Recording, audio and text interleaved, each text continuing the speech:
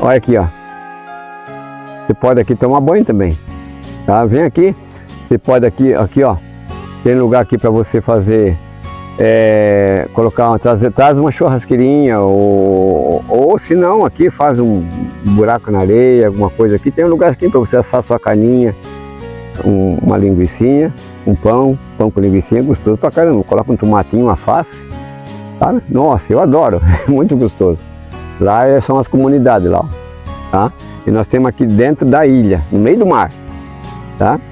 Que é a Ilha Vieira. Bom, então aqui tem uma pequena lagoa também para você tomar banho aqui, ó. Ó, só 8h34 da manhã, do dia 12 de março de 2025.